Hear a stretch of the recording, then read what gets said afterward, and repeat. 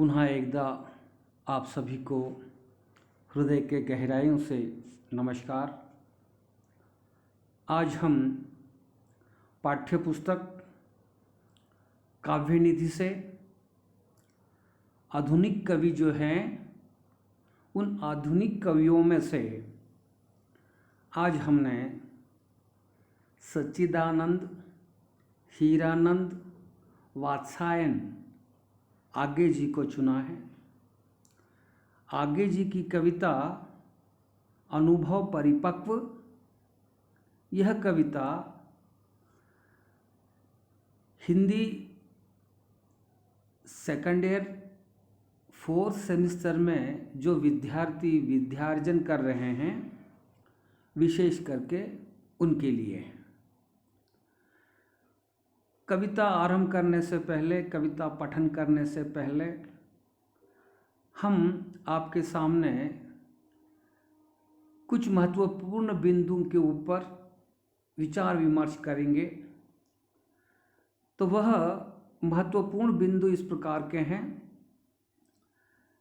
आज हम सच्चिदानंद, हीरानंद, वात्सायन आगे जी का परिचय।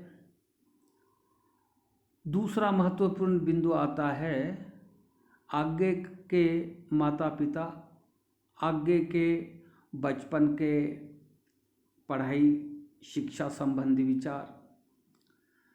आगे ने अपने जीवन काल में किन किन किताबों की रचना की है, उनका साहित्य, उनकी रचना आदि पर चर्चा करेंगे। उतना ही नहीं, इसके उपरांत अनुभव परिपक्व नामक कविता का पठन होगा और आगे जी ने हिंदी साहित्य के लिए, हिंदी साहित्य के माध्यम से समाज की किस रूप में सेवा की है आदि बिंदुओं के ऊपर आज हम चर्चा करने जा रहे हैं। तो आइए अधिक विलंब ना करते हुए आज के हमारे आधुनिक कवि सच्चिदानंद, हीरानंद, वात्सायन जी के जीवन संबंधी कुछ बातें आपके सामने प्रस्तुत कर रहे हैं। आधुनिक हिंदी कविता के नए पद के अन्वेषी आगे का पूरा नाम सच्चिदानंद, हीरानंद, वात्सायन आगे है। यह हिंदी साहित्य में आगे के नाम से ही जाने और पहचाने जाते हैं। अधिकतर लोग इनका नाम लंबा होने से इन्हें आगे ही कहकर जानते हैं और उनको पहचानते हैं। ऐसे महान प्रतिभाशाली बुद्धिजीवियों का जन्म उत्तर प्रदेश में गोरखपुर के पास देवरिया जिले के कसिया नामक एक छोटे से गांव में सन 1911 में हुआ था। इनके पिता हीरानंद शास्त्री जी पुरातत्व विभाग में उच्च अधिकारी के पद पे कार्यरत थे। पिताजी पुरातत्व विभाग में कार्य करने के कारण आगे जी का जीवन बचपन से ही घुमक्कड़ रहा है। पिताजी का तबादला जिन जिन महानगरों में होता था, उन महानगरों में आगे जी को जाने का सुअवसर प्राप्त हुआ। आगे की आरंभिक शिक्षा घर पर ही हुई। उन्होंने घर पर ही संस्कृत, फारसी और अंग्रेजी आदि भाषाओं का ज्ञान प्राप्त किया। सन 1925 में पंजाब से इन्होंने मैट्रिक की परीक्षा उत्तीर्ण की। उनकी उच्च शिक्षा चेन्नई और लाहौर में संपन्न हुई। अंग्रेजी विषय लेकर लाहौर से सच्चिदानंद हीरानंद वात्स्यायन जी ने उनकी उच्च शिक्षा चेन्नई और लाहौर में समाप्त हुई और अंग्रेजी विषय लेकर लाहौर से उन्होंने एमए की परीक्षा के लिए प्रवेश लिया। एमए की पढ़ाई करते समय ही उन्होंने क्रांतिकारी दलों में भाग लिया। तत्कालीन समय में देश पर ब्रिटिश का साम्राज्य था। ब्रिटिश वालों की जो दमन नीति थी और देश के लिए स्वतंत्रता लानी थी, इसके लिए देश के कोने कोने से बुद्धिजीवी, संघर्षशील जीवी अपने अपने क्षेत्रों से स्वतंत्रता के संग्राम में स्वतंत्रता प्राप्त करने के लिए संघर्ष कर रहे थे। उस समय में स्वतंत्रता प्राप्ति के लिए जो संघर्ष हो रहा था, तो यहाँ पर हमारे सामने एक नरम दल और दूसरा गरम दल, यानी कि एक तरफ शांति के द्वारा ब्रिटिशों से स्वतंत्रता प्राप्त करना चाहते थे, तो कुछ बुद्धिजीवी थे, उन्होंने कहा कि अभी शांति से कुछ नहीं होने वाला, स्वतंत्रता प्राप्ति करने के लिए हमें क्रांति ही करनी चाहिए। हमारे आगे जी ने अंग्रेजी विषय लेकर लाहौर से उन्होंने एमए की पढ़ाई करते समय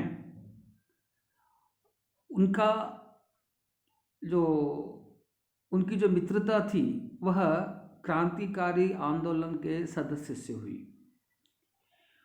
वे हिंदुस्तान सोशलिस्ट पर रिपब्लिकन पार्टी के सदस्य बने। स्वतंत्रता सेनानी के रूप में उन्होंने 4 वर्ष कारावास भोगना पड़ा और 2 वर्ष घर में नज़रबंद रहना पड़ा। यानी कि जब हिंदुस्तान सोशलिस्ट रिपब्लिकन पार्टी के सदस्य बने, उस समय वह भगत सिंह, सुखदेव, राजगुरु आदि वीरों के समक्ष में उनसे इनकी मित्रता हुई और छोटे मोटे संघर्षों में भाग लेने के कारण ब्रिटिश वालों ने इन्हें कारावास की सज़ा सुनाई। इन्होंने 4 वर्षों तक अपना जीवन कारावास में ही गुजारा। उसके उपरांत 2 वर्षों का इनका जो जीवन था वह नज़रबंदी में रहकर ही जीना पड़ा। इस तरह से उन्होंने समय के साथ साथ जो गरम दल के नेता थे, जो क्रांतिकारी युवक थे, उनके साथ इनका अच्छा संबंध रहा। आगे बढ़ते हुए आगे ने विविध क्षेत्रों में रहकर अपार अनुभव प्राप्त किया। उन्होंने संपादक के क्षेत्र में सैनिक, विशाल भारत, प्रतीक, दिनांक आदि पत्र पत्रिकाओं में उनका महत्वपूर्ण योगदान रहा। उन्होंने 3 वर्षों तक भारतीय सेना में अपनी सेवाएं प्रदान की। सन 1955 से लेकर सन 1960 तक लगभग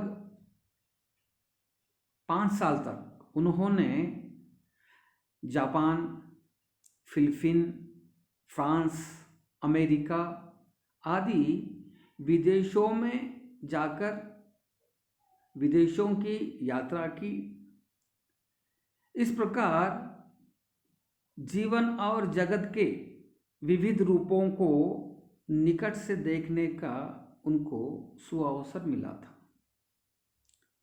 उन्होंने वहाँ पर जो भी गतिविधियाँ देखी, सामाजिक चेतनाएं देखी, संघर्ष देखे, साहित्य का सिंहावलोकन किया, इस तरह से इस वैविध्यपूर्ण गहन अनुभव ने ही उन्हें श्रेष्ठ साहित्यकार बनाया। आगे बहुमुखी प्रतिभा के धनी थे। साहित्य की लगभग सभी विधाओं को अपने समृद्ध किया है। हिंदी साहित्य के इतिहास में आगे प्रयोगवाद एवं नई कविता जैसे काव्यांदोलनों के प्रवर्तक माने जाते हैं। वस्तुतः हिंदी कविता के क्षेत्र में प्रयोगवाद का आरंभ आगे के तारा सप्तक से ही माना जाता है। इस तरह से आगे ने अपने जीवन काल में बहुत सारी कठिनाइयों का सामना करते हुए एक तरफ देश की सेवाओं के लिए सैनिकों में भर्ती हुए, क्रांतिकारी दलों के सामने दलों से इनका अच्छा संबंध था। अनेक देशों की इन्होंने यात्रा की थी। इस तरह से उन्होंने अपने जीवन में जो ज्ञान प्राप्त किया था वो सारा का सारा ज्ञान अपने रचनाओं के माध्यम से हिंदी साहित्य को समृद्ध करने के लिए उन्होंने समर्पित किया था। अब हम आगे जी की कुछ महत्वपूर्ण रचनाएं आपके समक्ष में रखने का प्रयास करते हैं। आगे की प्रतिभा बहुमुखी है। उन्हें काव्य कला से विविध क्षेत्र में पदार्पण करते अद्भुत एवं अनुपम ग्रंथों की रचना की। वे एक कुशल कवि हैं और उनके लगभग 15 कविता संग्रह प्रकाशित हो चुके हैं। उनमें से कुछ भग्नदूत, चिंता, इतैलम, हरी घास पर क्षण भर, बावरा आहेरी, इंद्रधनुष्य रोंद हुए, हरि को अरियो करुणा प्रभा में, आंगन के पार द्वीप, कितनी नावों में कितनी बार। इस तरह से उनके काव्य हैं। इन सभी कविता संग्रहों में कवि ने नूतन वस्तु को ग्रहण कर नूतन शिल्पी के द्वारा एक नूतन काव्य की सृष्टि की है, जिसमें गीतों के अंतर्गत गंभीर विचारों और गंभीर चिंतन प्रक्रिया की अभिव्यक्ति की गई है। ये उनके काव्य हुए हैं। आगे एक कुशल कवि होने के साथ साथ उच्च कोटि के कहानी लेखक भी थे। अभी तक उनके 6 कहानी संग्रह प्रकाशित हो चुके हैं। उनमें से कुछ महत्वपूर्ण परंपरा, कोठरी की बात, शरणार्थी, ये तेरे प्रतिरूप और संपूर्ण कहानियाँ आदि आदि बहुत ही महत्वपूर्ण मानी जाती है। इन समस्त कहानी संग्रहों में से कुछ कहानियाँ प्रेम विषयक है, कुछ का संबंध लेखक के क्रांतिकारी एवं बंदी जीवन से हैं, कुछ मनोवैज्ञानिक प्रतीकों पर लिखी गई है और कुछ कहानियाँ पूर्णतः मनोवैज्ञानिक है। सभी कहानियाँ समकालीन जनजीवन का मनोवैज्ञानिक विश्लेषण करती हुई नवीन शिल्प एवं नवीन दृष्टिकोण की परिचयक है। आगे एक कहानीकार के साथ साथ कुशल उपन्यासकार भी थे। उनके 4 उपन्यास प्रकाशित हो चुके हैं।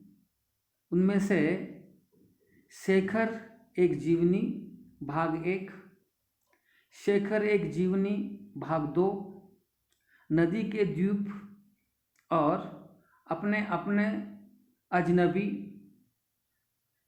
इन उपन्यासों में विशिष्ट जीवन दर्शन है, प्रेम कथा है और आत्मान्वेषण का प्रयत्न भी किया गया है। ये सभी उपन्यास मनोवैज्ञानिक चित्रण के साथ साथ नूतन शिल्पी विधान के भी ज्वलंत उदाहरण हैं। आगे एक कुशल निबंधकार भी थे। उन्होंने 2 निबंध संग्रह प्रकाशित हो चुके हैं, त्रिशंकु और आदि। इस तरह से आगे का जीवन चरित्र सुनाते बैठेंगे तो पूरा का पूरा हमारा समय इसी में समाप्त हो जाएगा। विद्यार्थियों को दृष्टि में रखकर, विद्यार्थियों के समय को देखकर, विद्यार्थी के पाठ्यक्रमों को देखकर आगे जी का परिचय इतना बहुत ही महत्वपूर्ण हो सकता है। तो आगे हम अभी आपके समक्ष में आगे जी की जो कविता है, कविता का शीर्षक है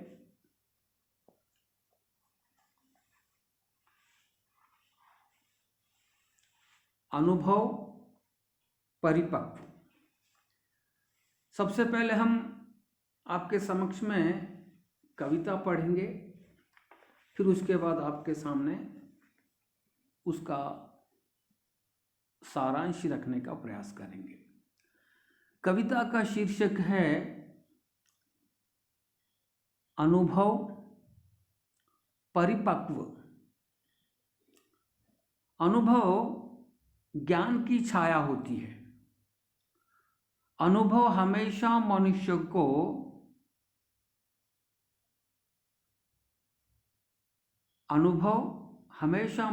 को पराक्रमी बनाता है।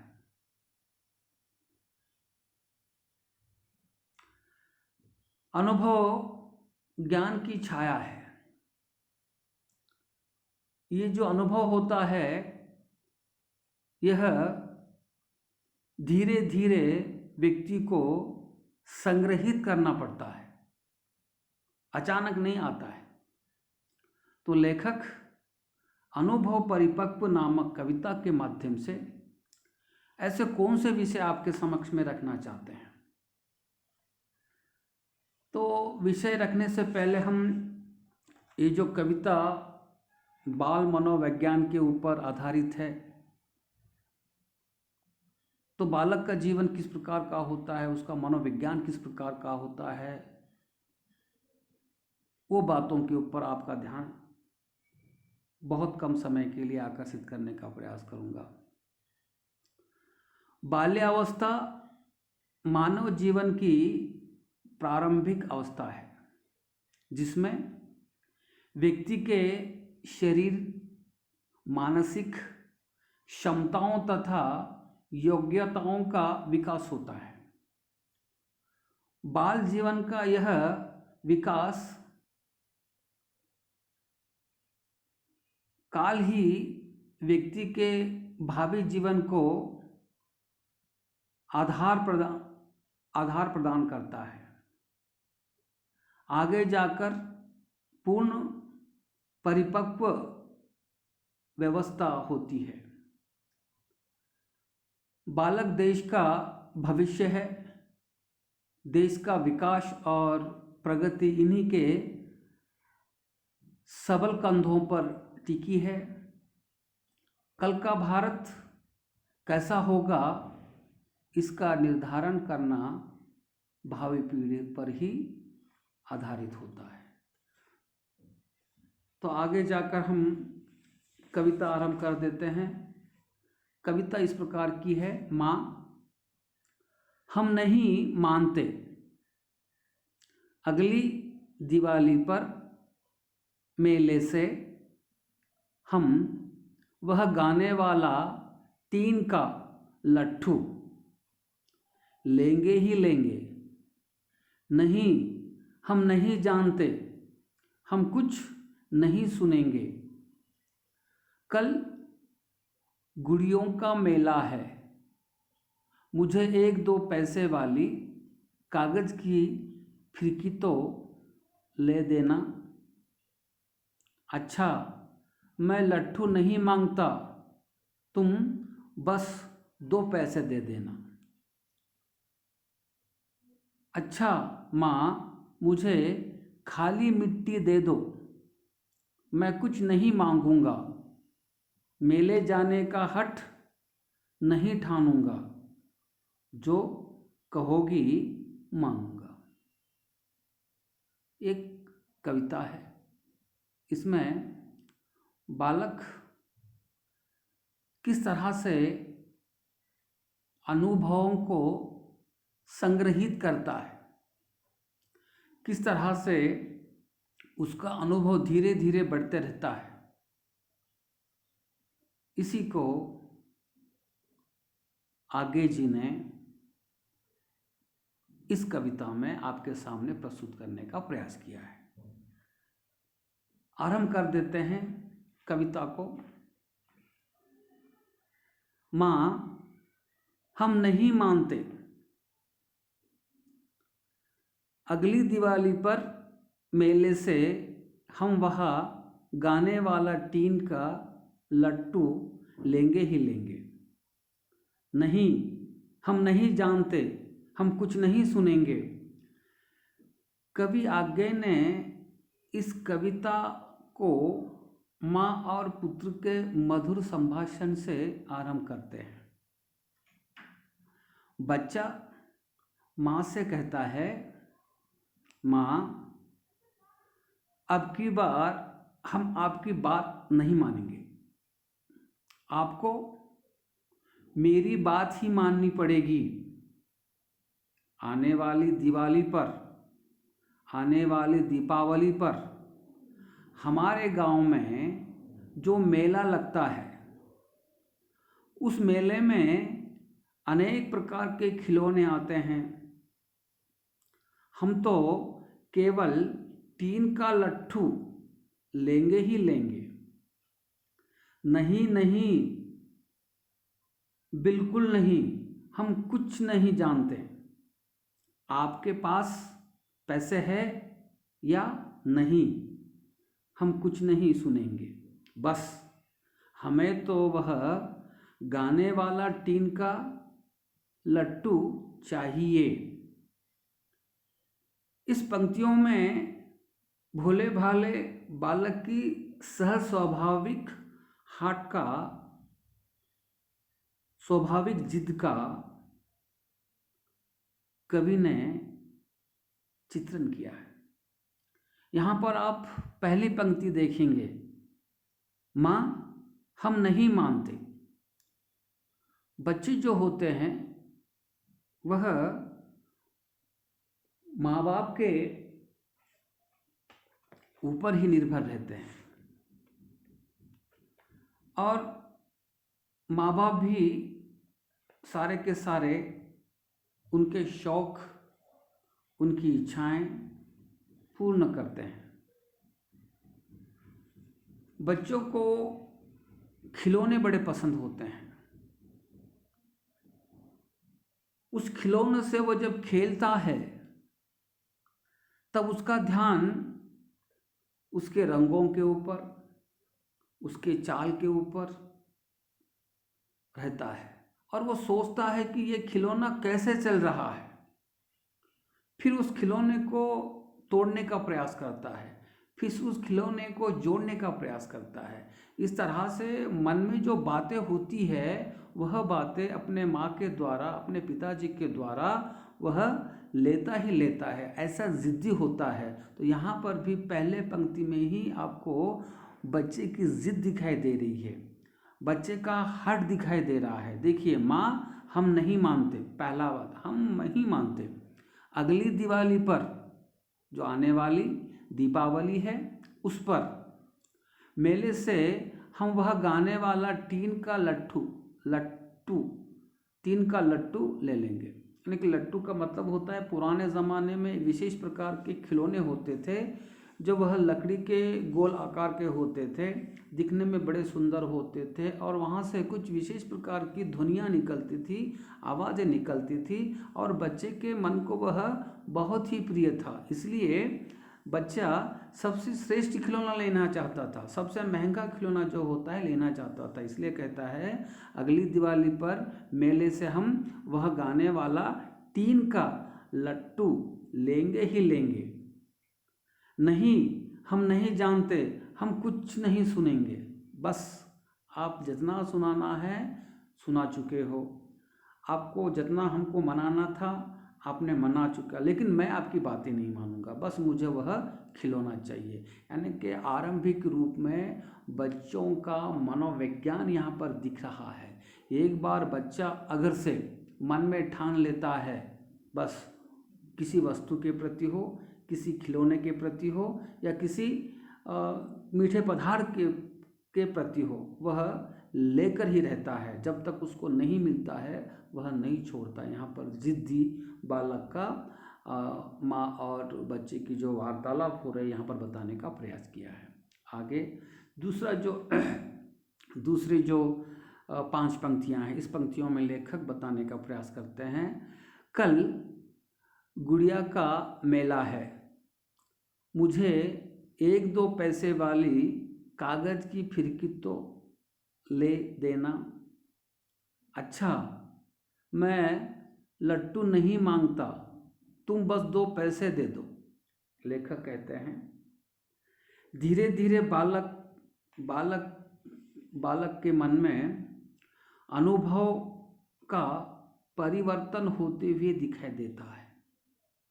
पहले में उसकी जिद दिखाई दे रही थी, लेकिन अब जब दूसरे 5 लाइनों में आता है तो बच्चे में धीरे धीरे बालक के अनुभव में परिवर्तन आते हुए दिखाई दे रहा है। वो कहता है, माँ, हमारे गांव में कल गुड़ियों का मेला लगने वाला है। उस मेले में अनेक प्रकार के खिलौने आते हैं। माँ, मुझे सस्ती वाली, यानी कि 1-2 पैसे में आने वाली कागज़ की फिरकी तो ले देना। मैं लट्टू लेने की जिद नहीं करूँगा, बस माँ तुम मुझे 2 पैसे दे दो, कागज़ की फिरकी लूँगा। यहाँ पर बच्चे में उसका अनुभव परिपक्वता के ओर बढ़ते हुए दिखाई दे रहा है। यहाँ पर उसका जो कहने का ढंग है, वह कहने के ढंग में प्रार्थना का स्वर उभर कर आते हुए हमें दिखाई देता है।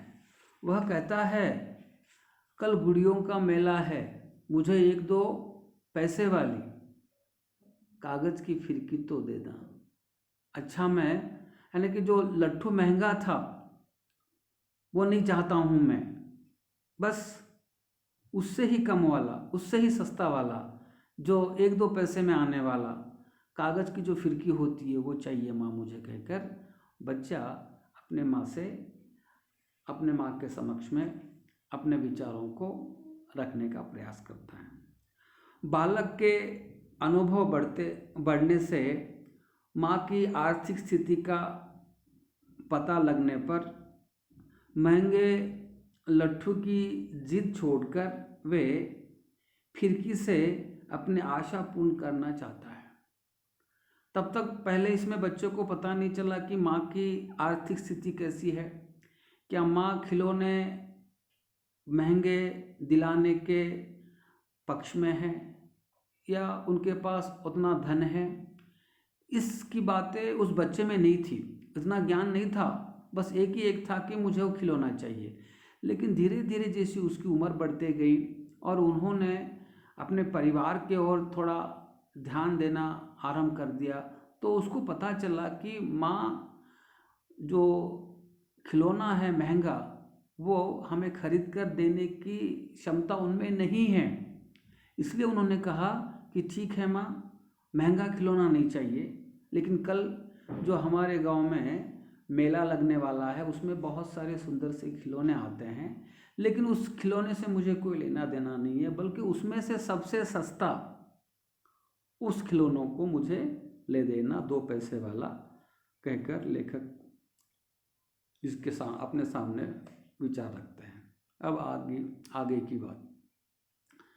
अब ये अंतिम 4 पंक्तियां हैं, वह इस प्रकार की है। अच्छा माँ, मुझे खाली मिट्टी दे दो। अच्छा माँ, मुझे खाली मिट्टी दे दो, मैं कुछ नहीं मांगूंगा, मेले जाने का हट नहीं ठानूंगा, जो कहोगी मानूंगा। अब यहाँ पर बालक में अनुभव परिपक्व होते हुए दिखाई देता है।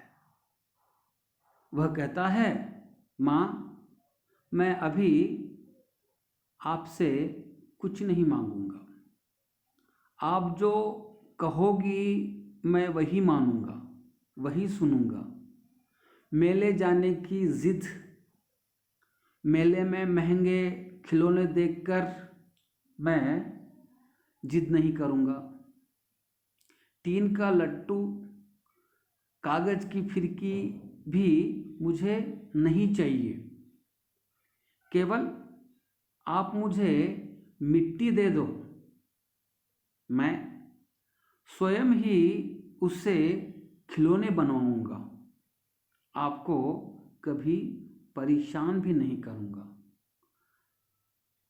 अब यहाँ पर अंतिम रूप में लेखक कहते हैं, यहाँ इसकी परिवर्तन की दशा आई है, यह परिपक्व हो रहा है, अनुभव धीरे धीरे बढ़ते जा रहा है, सही और गलत में की जो पहचान इस बालक को हो रही है।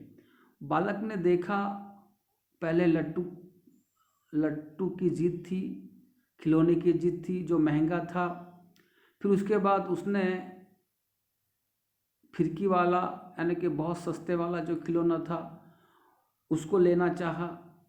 अंतिम रूप में उन्होंने कहा कि माँ, अब मैं जिद नहीं करूँगा, अब महंगे खिलौने या फिर सस्ते खिलौने भी मुझे नहीं चाहिए, केवल आप मुझे मिट्टी दे दो, मैं स्वयं खिलौने बनाऊंगा और उसके साथ खेलूंगा। अंततः उसका जो अनुभव है अंतिम 4 पंक्तियों में परिपक्व के दशा में आ जाता है, परिपूर्ण हो जाता है, ताकि उसको पता चला कि अब मुझे दूसरे के खिलौने से खेलना नहीं है, स्वयं मुझे खिलौने बनाना है। स्वयं खिलौने बनाने के लिए वह स्वयं अपने पैरों पे खड़ा हो जाता है और अपने माँ से कहता है। आगे कवि आगे ने बालक की बदलती मनोदशाओं का चित्रण इस कविता में किया है। समय के साथ साथ अनुभव आता है, अच्छाई और बुराई का ज्ञान जब इंसान में होता है तभी तो वह अनुभव परिपक्व हो जाता है। इस तरह से लेखक इस कविता के माध्यम से बाल मनोविज्ञान के ऊपर आधारित एक कविता आपके समक्ष में रखने का प्रयास किया है। और इस कविता के माध्यम से वो ये बताने का प्रयास करते हैं कि व्यक्ति के जीवन में अनुभव एकाएक नहीं आता है, धीरे धीरे समय के साथ साथ वह व्यक्ति अनुभवी होता है और वह अनुभव परिपक्व की दिशा में जब जाता है तब मानव परिपूर्ण स्थान के ऊपर अपना योगदान समाज को देता है। अब हम आपके सामने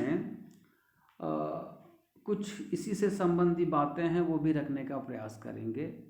इसका परिपूर्ण रूपता से सारांश यहाँ पर दिया गया है, उसके ऊपर भी थोड़ा ध्यान आपका आकर्षित करने का प्रयास करेंगे। कविता का सारांश इस प्रकार का हो सकता है। एक बच्चा अपने छोटी उम्र में माँ से अनुरोध करता है कि मुझे किसी भी तरह दिवाली पर जब हम मेले पर जाएंगे तब मुझे गाने वाला 3 का लट्टू चाहिए, अर्थात आवाज़ करने वाला लट्टू चाहिए। वह कितना भी महंगा हो फिर भी मुझे ज़रूर लेना ही लेना है। आप जो भी कहो मैं नहीं सुनूंगा, मुझे ज़रूर वह लट्टू चाहिए। इसमें बच्चे की शरारत मालूम होती है, बच्चे की ज़िद मालूम होती है, उसका अज्ञान परिपूर्ण रूपता से यहाँ पर दिखाई देता है। आयु के अनुसार बच्चे के मन में परिवर्तन आ जाता है। अब वह अपनी माँ से कह रहा है, माँ कल गुड़ियों का मेला है, मुझे इसमें कागज़ की फिरकी चाहिए, मुझे लट्टू नहीं चाहिए, इसके बदले मुझे 2 पैसे दे दो, मैं कागज़ की फिरकी खरीदूंगा। कवि कहते हैं इस 4 पंक्तियों में बच्चों के अंतःकरण में प्रार्थना पूर्वक स्वर स्पष्ट रूप से दिखाई दे रहा है।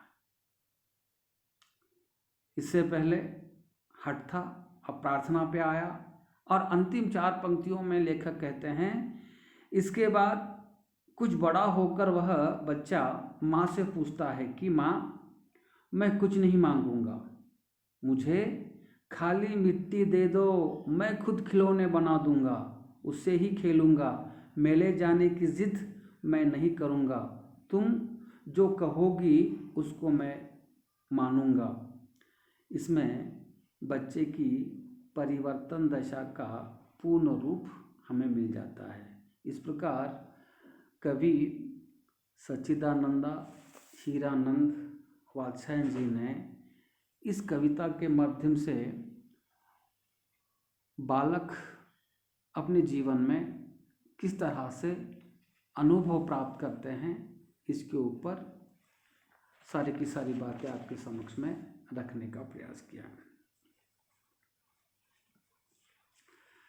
बच्चों में प्रत्येक वस्तु के प्रति एक निश्चित धारणा होती है। वे प्रत्येक वस्तु को अपनी ही दृष्टि से देखकर उसे समझने का प्रयास करता है। प्रयास उनकी उस सहज और सरल बौद्धिक प्रतीक का ही परिणाम होता है जो अल्प आयु के बालक में विकसित हो रही यह प्रवृत्ति है।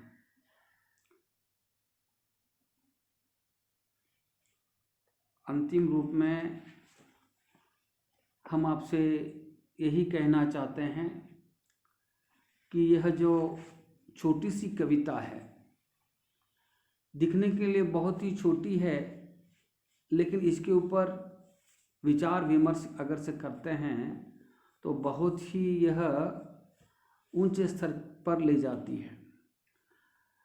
यानी कि बालक का मनोविज्ञान, इसके लिए बालक किस तरह से आरंभिक रूप में, यानी कि लगभग 1 साल से लेकर 12 साल की जो अवस्था होती है, उस अवस्था में हमको अनुभव मिलते रहते हैं, और अनुभव जैसे जैसे हमारी उम्र बढ़ते रहती है, जैसे जैसे प्रसंग हमारे समक्ष में आते रहते हैं उसी से ही हमको अनुभव मिल जाता है। आरंभिक रूप का अनुभव और 12 वर्ष की आयु के अनुभव में बहुत बड़ा फर्क होता है। बचपन का जो हट होता है उसमें बच्चे के पास केवल एक ही वस्तु के ऊपर जो उसको बहुत पसंद है, जब तक वह प्राप्त नहीं करता है उसका दृष्टिकोण उसी के तरफ लगा हुआ रहता है। जब वह बड़ा होता है, सोचने लगता है कि यह वस्तु हमें आवश्यक है या नहीं है, उसके ऊपर विचार विमर्श करता है। अगर उसको ज़रूरत मानता है तब वो वस्तु लेता है, वरना नहीं लेता है। यानी कि उसका अनुभव थोड़ा बड़ा हो गया है, सही और गलत में फ़र्क करने की स्थान के ऊपर आया है। फिर उसके बाद उसकी आवश्यकता के अनुसार जब बड़ा हो जाता है तो परिपूर्ण रूपता से वो परिपक्व हो जाता है, तब उसको पता चल जाता है कि क्या करना है और क्या नहीं करना है। तो इस तरह से आगे जी ने एक छोटे माँ और पुत्र के मधुर भाषण से बच्चे के जो अनुभव है किस तरह से बदलते हैं समय के साथ साथ, इस ओर आपका ध्यान आकर्षित करने का प्रयास किया था। आपने जो मुझे सुना इसके लिए फिर से एक बार हृदय के गहराई से धन्यवाद देते हुए इस वीडियो को हम यहीं पर समाप्त करते हैं। नमस्कार, आपका दिन शुभ हो।